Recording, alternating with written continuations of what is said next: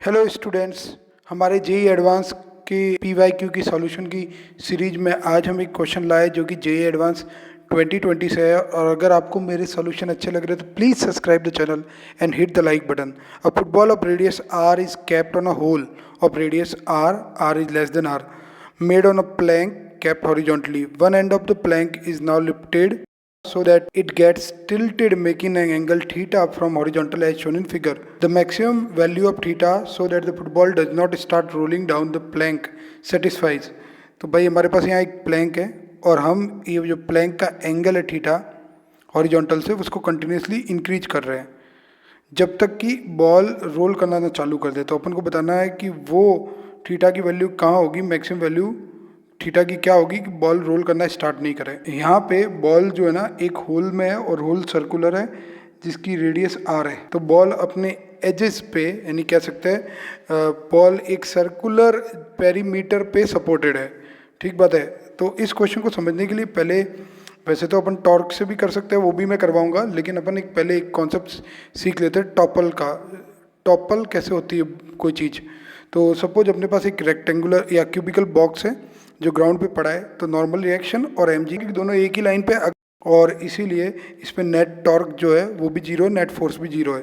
Suppose इस जो block है उसको अपन थोड़ा सा टिल्ट करें ऐसे कि उसका सिर्फ एक पॉइंट जो है कांटेक्ट में रहे ग्राउंड के, लेकिन जो एम जी और एन की लाइन है वो अभी भी सेम रहेगी।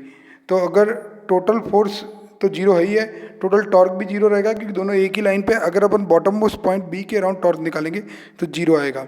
अब अगर इससे हल्का सा भी ज़्यादा एंगल कर दिया जो कि डायग्राम नंबर 3 में है, तो अपन देख रहे हैं कि बी से आगे निकल जाती है, यानी बी के सेम लाइन में नहीं आ रही एम जी की लाइन, और एम जी की लाइन थोड़ी राइट में है। ऐसे में ये एक क्लॉकवाइज टॉर्क क्रिएट करेगा और ये टॉपल कर जाएगा। और फोर्थ डायग्राम में अगर हम देखें थोड़ा कम एंगल कर दे इस सेकंड वाले फिगर के कंपैरिजन में, तो एम जी की लाइन थोड़ा लेफ्ट में हो जाएगी और ये एंटी क्लॉकवाइज टॉर्क क्रिएट करेगा और ये वापस फर्स्ट स्टेट में आने की कोशिश करेगी। यानी ये जो सेकंड डायग्राम है वो अनस्टेबल इक्विलिब्रियम का डायग्राम है। अब थीटा थोड़ा भी ज़्यादा हो गया तो ये टॉपल कर जाएगा। तो इसी कॉन्सेप्ट से हम इस क्वेश्चन को सॉल्व करते हैं। तो हमने दो फिगर बना रखे हैं यहाँ पे, एक दो, सेंटर फिगर तो क्वेश्चन में ही दे रखा है। हम पहले सेकंड फिगर से सॉल्व करते हैं जो मैंने ऊपर जो टॉपल वाला कॉन्सेप्ट सिखाया है उससे। तो इसमें ये जो बी पॉइंट है, यानी ये पूरा एक सर्कुलर जो ये सरकमपेरेंस है यहाँ पे सपोर्टेड है, लेकिन जैसे ये रोल करने वाली होगी तो ये सिर्फ एक पॉइंट पे कांटेक्ट में आएगी, वो है बी। बाकी सबसे कांटेक्ट अपना छोड़ देगी। इस बी पॉइंट पे ये सपोर्टेड में, तो नॉर्मल रिएक्शन इसी पे लगेगा। अब हम वो केस अज्यूम कर रहे हैं जिसमें नॉर्मल रिएक्शन बिल्कुल ऊपर की तरफ है वर्टिकली। अब एम जी तो नीचे की तरफ होता ही है, तो एम जी नीचे की तरफ लग रहा है ओ पॉइंट पे, और दोनों इक्वल और ऑपोजिट है, तो नेट फोर्स भी जीरो है और नेट टॉर्क भी जीरो है। तो इस केस में ये अनस्टेबल इक्विलिब्रियम वाला केस है। हल्का सा भी एंगल अपन ने और बढ़ा दिया तो ये आगे की तरफ रोल करना चालू कर देगा। अब अपन देखते हैं कि अगर ये जो इंक्लाइन का एंगल थीटा है और ये एंगल हमारा 90 है, तो बचा हुआ एंगल ट्राइंगल में 90 माइनस थीटा हो जाएगा। तो इसके वर्टिकली ऑपोजिट भी 90 माइनस थीटा होगा। ऐसे में जो ओ पे एंगल बन रहा है वो थीटा होगा।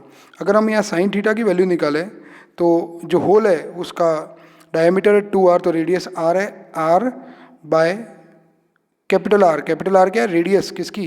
ये फुटबॉल की है हमारी। तो sine theta equal to r upon r, और ये हमारा ऑप्शन नंबर 1 है जिस पे हम टिक लगा देते हैं। जिनको ये सॉल्यूशन अच्छा लग रहा है बहुत ही बढ़िया, क्योंकि ये सिंपली हो गया है। अगर आपको टॉपल का कॉन्सेप्ट पहले से आता ही है तो बहुत ही सिंपल है, हो ही गया है क्वेश्चन। हम सेकंड केस यानी सेकंड मेथड पे आते हैं जो फिगर नंबर 1 में हमने ड्रॉ किया है।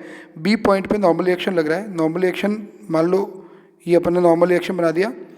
अगर बी पॉइंट पे नॉर्मल रिएक्शन का टॉर्क देखेंगे तो वो जीरो है। ठीक है, हमने एम जी के कंपोनेंट ले लिए। अब हम जो है इन कंपोनेंट का टॉर्क निकालते हैं। एम जी साइन थीटा इसको आगे की तरफ चलाना चाहता है और एम जी कॉस थीटा वापस इसको उसी होल में रखना चाहता है। तो इनके टॉर्क इक्वल और अपोजिट है। अगर बॉल जस्ट उसी पोजीशन पे है कि वो रोल करना स्टार्ट नहीं की है, तो अपन लिख सकते हैं एम जी साइन थीटा, इसका टॉर्क क्लॉकवाइज होगा, और इसकी मोमेंट आर्म है अपने पास root R square minus R square. ये बी के राउंड ले रहे हैं अपन टॉर्क, और एम जी कॉस थीटा, और इसका मोमेंट आर्म है हमारा स्मॉल आर। तो हमारे पास आ जाएगा tan theta is equal to small R upon root R square minus R square. तो अगर न्यूमरेटर को अपन परपेंडिकुलर बोले और डिनोमिनेटर को बेस बोले तो अगर साइन थीटा में इसको कन्वर्ट कर दे तो परपेंडिकुलर तो आर है, और जो बेस हो जाएगा आप अगर दोनों का स्क्वायर करके ऐड करेंगे तो आर आएगा। ऐसे में sine theta R by R है। ये सेकंड मेथड से हमने सॉल्व कर दिया, तो हमने ए पे टिक लगा देते हैं। बहुत ही सिंपल क्वेश्चन है। Thank you.